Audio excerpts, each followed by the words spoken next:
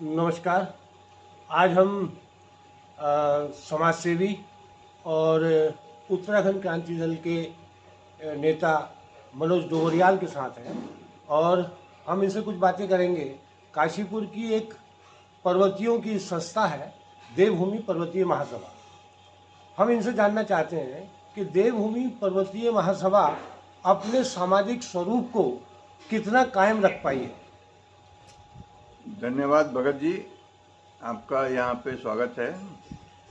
जहाँ तक आपने देवभूमि पर्वतीय महासभा के बारे में बताया, इनका ऑब्जेक्टिव तो बहुत ही अच्छा था कि हमारे यहाँ काशीपुर में या आसपास के इलाकों में, गांव में, जैसे कुंडेश्वरी हो गया, प्रतापपुर हो गया, बहुत सारे हमारे पहाड़ के जो लोग हैं, सुविधाओं के अभाव में, जो वहाँ पे एजुकेशन या हेल्थ या सड़क कम्युनिकेशन, मेडिकल फैसिलिटी, ये सब कारणों से तमाम हमारे जो भाई बहन लोग हैं वो पलायन करके यहाँ पे बस गए हैं तराई इलाकों में, जैसे आपका काशीपुर, हरिद्वार वगैरह है। तो इसका जो मेन उद्देश्य था कि यहाँ के पर्वतीय लोगों के जो ये दुख तकलीफ होती है नई जगह में बसने से, उनको दूर करने के लिए ये महासभा का गठन हुआ था। और इस महासभा ने काफ़ी प्रयास भी किए, अच्छे काम भी किए, लेकिन मैं देख रहा हूँ कि दिन प्रतिदिन जो है ये राजनीतिक पार्टियों के चंगुल में फंसता जा रहा है। मेरा मानना है कि जो न्यूट्रल आदमी होता है, जो किसी भी राजनीतिक पार्टी से संबंध ना हो, अब मान लीजिए कि आप हैं, आप अगर एक बीजेपी के एक अच्छे पदाधिकारी हैं और आप हमारे महासभा के कोई पदाधिकारी हैं, तो जब भी कोई पब्लिक से रिलेटेड इशू आता है जिसमें कि सरकार का अनदेखी है या सरकार की लापरवाही है या सरकार का गलत जो नीतियां हैं उससे हमारी जो जनता यहाँ पे प्रभावित हो रही है, या मान लो यहाँ का एमएलए ही काम नहीं कर रहा है, वो बीजेपी का है, तो आप चूँकि उस पार्टी के एक झंडा और डंडा पकड़ने वाले हो और आप उस पार्टी के उससे बंधे हुए हो, ठीक है, अनुशासन के अंदर में आप आते हो, तो आप पार्टी के खिलाफ नहीं जा सकते हो। आप ऐसे कौन से मुद्दे आप मानते हैं जो देवभूमि पर्वतीय महासभा को उठाने चाहिए थे लेकिन उसने उठाए नहीं? बहुत सारे मुद्दे हैं। सबसे पहले तो आप ये फ्लाईओवर ही ले लीजिए, ये यहाँ पे 5 साल से बन रहा है और अभी तक बनने के कगार पे नहीं आया। उसके नीचे में जो दीवार बना करके उसको रोकने का जो कार्यक्रम चल रहा है, जितने भी आप फ्लाईओवर देख रहे हैं रेलवे क्रॉसिंग के ऊपर में, यहाँ पे दीवार बनाने का प्रोविज़न है रेलवे डिपार्टमेंट का, और आप समझते हैं कि जब दीवार बनेगी तो वहाँ से आर पार कोई भी जा नहीं सकेगा, रूट को डाइवर्ट करेंगे, आदमी को दाएं बाएं से परेशान होकर के जाना पड़ेगा। मेन है जो पैदल चलने वाले बुजुर्ग हैं, जो स्टूडेंट हैं, उनका टाइम का नुकसान होने वाला है इसमें, क्योंकि आपने रास्ता को बंद कर दिया। जो यहाँ पे बरसों से रास्ता था उसको आपने रेलवे के आने जाने के, ट्रेनों के आने जाने के लिए आपने उसको फ्लाईओवर की वजह से बंद कर दिया। अब आपने जो है पब्लिक को बुद्धू भी बनाया कि हम अंडरपास बनाएंगे, और नहीं बना रहे हैं। रेलवे डिपार्टमेंट ने झूठ बोला पब्लिक से, यहाँ के नेता ने भी झूठ बोला। अब पर्वतीय महासभा का ये फर्ज बनता था, क्योंकि यहाँ पे 30,000 से ज़्यादा लोग हमारे पर्वतीय क्षेत्र के लोग रहते हैं, वो भी डायरेक्ट या इनडायरेक्ट रूप से इस फ्लाईओवर से प्रभावित हैं। तो ये भी हमारा महासभा का फर्ज बनता था कि इस मुद्दे को भी उठाते। दूसरा चीज़, यहाँ पे जितनी भी कॉलोनियाँ यहाँ पे बसी हुई हैं, जितने भी हमारे लोग यहाँ क्षेत्र में आके बसे हुए हैं, उन्होंने अपना टैक्स दे करके, ज़मीन का टैक्स दे करके अपना घर बनाया, मकान बनाया, बिजली के लिए आवेदन दिया, कनेक्शन नहीं लगते हैं, महीनों गुजर जाते हैं, साल गुजर जाते हैं, नालियाँ नहीं बनती हैं, पानी का भराव रहता है। ये सब प्रॉब्लम को उठाने के लिए तो ये महासभा बनी थी। इसके अलावा हमारे लोगों पे अत्याचार होते हैं। आपको याद होगा पिंकी रावत का केस अभी तक फैसला नहीं हुआ है। अगर ये किसी और उससे जुड़ा होता तो ये तत्काल इसका फैसला होना था, लेकिन यहाँ पे हम लोगों की जो है यहाँ अनदेखी की जा रही है और महासभा इस पे चुपचाप रहता है। मेरा कहने का है कि ये अगर गैर राजनीतिक हो तो ये बेहतर काम कर सकता है, लेकिन अगर इसमें राजनीति के लोग दो तरफ के पद लेके बैठेंगे तो ये सही नहीं होगा।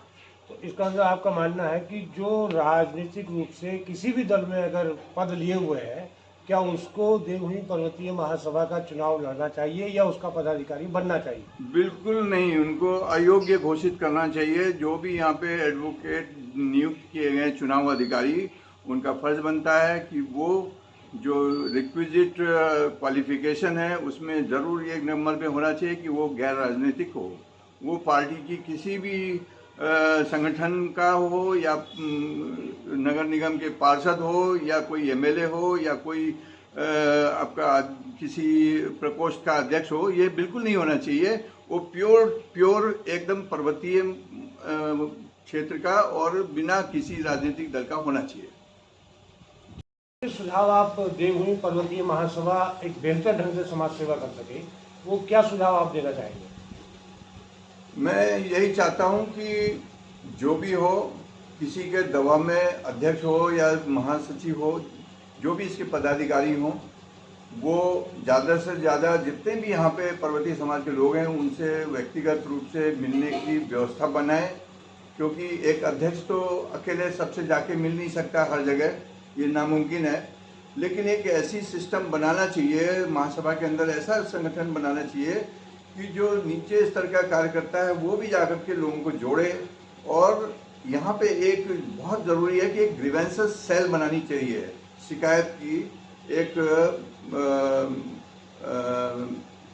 सिस्टम बनाना चाहिए कि जिसमें आदमी जिसको कोई तकलीफ है वो अपनी तकलीफ को वहाँ पे दर्ज करे कि हमको इस तरह की तकलीफ है, और उसके लिए जो है देखे महासभा की इस जो हमारी कॉमन तकलीफें हैं लोगों की, ये नहीं कि हर आदमी की हर एक तकलीफ को हम महासभा दूर कर पाएगी, ये नामुमकिन है।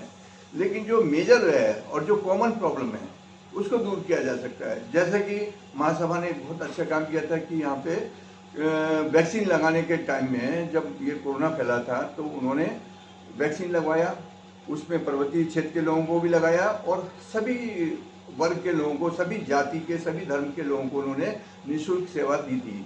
ये एक बहुत सराहनीय काम किया था, इसको मैं मानता हूँ। इसी तरह इनको और भी काम करने चाहिए जिसमें कि आदमी की जो कॉमन प्रॉब्लम है, जैसे राशन कार्ड है, गरीब लोगों के राशन कार्ड नहीं बनते हैं और अमीर आदमी जो है सफ़ेद ration card, Antyodaya ration card किस तरह से बनवाते हैं, मैनेज करते हैं, भगवान जाने। लेकिन इसको मुद्दे को उठाना चाहिए। यहाँ के जो प्रशासन है, जो यहाँ का लोकल एडमिनिस्ट्रेशन है, उनको नॉलेज में डालना जो है हमारी महासभा का कर्तव्य है कि हमारे जो गरीब लोग हैं, जो बेरोजगार हैं, जिनके पास बुजुर्ग हैं, जिनके पास खाने पीने की प्रॉब्लम है, उनको ऐसी सुविधाएं दी जाएं। गवर्नमेंट ने बहुत सारे प्रोग्राम चला रखे हैं लेकिन उन लोगों में अवेयरनेस नहीं है, उनको जानकारी नहीं है, तो ऐसी जानकारी का भी कैंपेन करना चाहिए। जिस तरह से ये तो रही स्थानीय समस्या है, जो राज्य के लोगों की समस्या है, एक सबसे बड़ी समस्या पेपर लीक का मामला है। पेपर लीक के मामले पर क्या देवभूमि पर्वतीय महासभा को कोई स्टैंड लेना चाहिए था? बिल्कुल लेना चाहिए था। देखिए, पेपर लीक आज से नहीं हो रहा है, सिर्फ पेपर लीक ही नहीं है, अवैध भर्ती भी यहाँ है। एम्स जो वहाँ पे ऋषिकेश में एम्स है, उसमें भी एक बार ये निकला था कि साहब 5-6 लोगों को, बाहर के लोगों को उन्होंने बिना किसी उसके भर्ती कर लिया। और भी कई सारी पोस्टें, दरोगा की भर्ती है, आपके कोऑपरेटिव बैंक में भर्ती है, आपके जो है प्रशासनिक अधिकारी जो हैं, जो एडमिनिस्ट्रेशन लाइन में हैं, यूके SSSC की जो परीक्षाएं होती हैं, इन सब चीज़ों में धांधियाँ चल रही हैं। और सरकार का जो अभी ऐसा लगता है मुझे, मेरा व्यक्तिगत अनुभव, व्यक्तिगत मेरा विचार है कि सरकार जानबूझ करके ये पेपर लीक करवाती है। आपको पता है कि एक पेपर के लिए एक स्टूडेंट अपना कितना कीमती वक्त 5-6 महीने, कोई साल भर, कोई 2 साल भर इसकी तैयारी करता है। पिताजी उसको कोचिंग के लिए पैसा देते हैं, फीस जमा करते हैं, पोस्टल ऑर्डर लगाते हैं या बैंक ड्राफ्ट जमा करते हैं। ये सब पेपर लीक होने के बाद सब पे बेकार चला जाता है। और आदमी की सबसे बड़ी चीज़ है एनर्जी और टाइम, ये दोनों नुकसान होता है। तो कहीं ना कहीं हमारा युवा जो है बहुत ज़्यादा निराश है, कुंठित हो गया है, और बहुत सारे लोग आप देख रहे हैं कि आत्महत्या की तरफ बढ़ रहे हैं, डिप्रेस होते जा रहे हैं, किसी को नौकरी नहीं मिल रही है। तो ये मुद्दा भी हमारा पर्वतीय महासभा का उठाने का है कि भाई आप ट्रांसपेरेंसी करो।